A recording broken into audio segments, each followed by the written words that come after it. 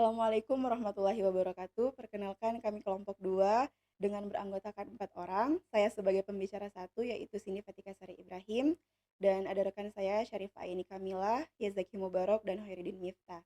Nah, saya kali ini akan memulai presentasi ini dengan pendahuluan dari hasil praktikum statistik deskriptif yang kami lakukan pada mata pelajaran fikih di MTS Najmul Falah. Nah, praktikum ini berangkat dari model pembelajaran Based Learning atau PJBL.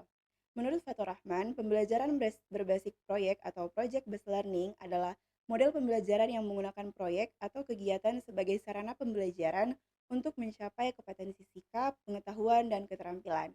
Proyek sendiri dapat diartikan sebagai kegiatan yang terdiri dari atas banyak pekerjaan dan membutuhkan koordinasi serta spesialisasi tenaga penunjang untuk menyelesaikannya.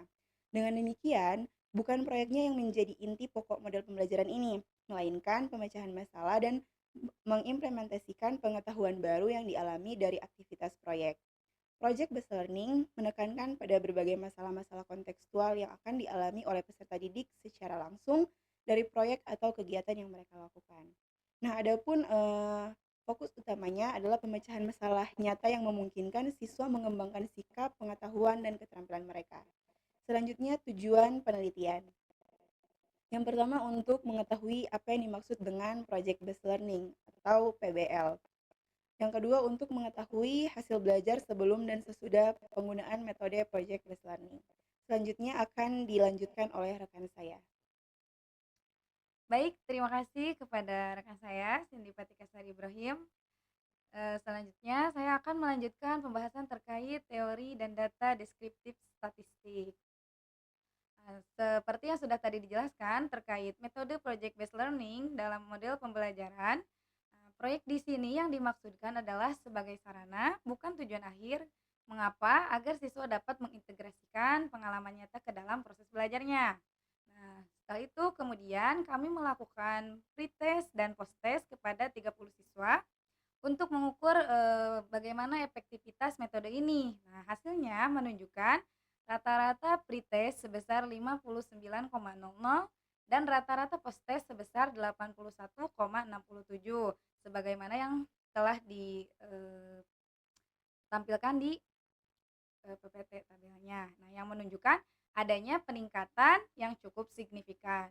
Nah, dari itu, secara deskriptif, nilai pretest terbanyak berada di rentang 60 dan 65. Sementara pada post-test terbanyak berada di nilai 85 yang menunjukkan peningkatan kemampuan siswa setelah penerapan metode ini.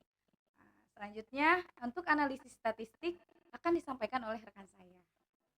Baik, terima kasih kepada rekan saya. Selanjutnya, saya akan menyampaikan hasil uji normalitas dan uji T. Yang pertama ada uji normalitas Kolmogorov-Smirnov dan Shapiro-Wilk. Kedua hasil tes tersebut, pretest dan posttest, menunjukkan nilai signifikansi di atas 0,05, yang artinya data berdistribusi normal dan dapat dilakukan uji parametrik. Lalu ada hasil dari paired sampel tetes menunjukkan nilai signifikansi sebesar 0,000, yang berarti terdapat perbedaan yang signifikan antara hasil pretest dan posttest. Secara statistik bisa disimpulkan bahwa metode project based learning memang berpengaruh secara signifikan dalam meningkatkan hasil belajar siswa.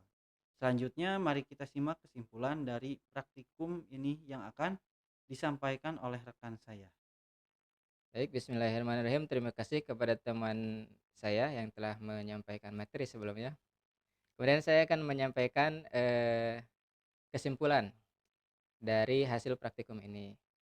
Dari seluruh proses praktikum dan analisis data yang kami lakukan, dapat disimpulkan bahwa yang pertama, metode project based learning efektif meningkatkan hasil belajar siswa. Kemudian terdapat peningkatan nilai rata-rata dari 59,00 menjadi 81,67. Kemudian data berdistribusi normal dan memenuhi syarat untuk uji T. Kemudian Uji T menunjukkan hasil signifikan dan korelasi antara nilai pretest dan posttest sangatlah kuat. Dengan demikian, penerapan metode PJBL sangat direkomendasikan untuk diterapkan dalam pembelajaran fikih karena terbukti meningkatkan pemahaman siswa secara signifikan. Nah, demikian presentasi dari kelompok kami. Mudah-mudahan ada manfaatnya. Wassalamualaikum warahmatullahi wabarakatuh.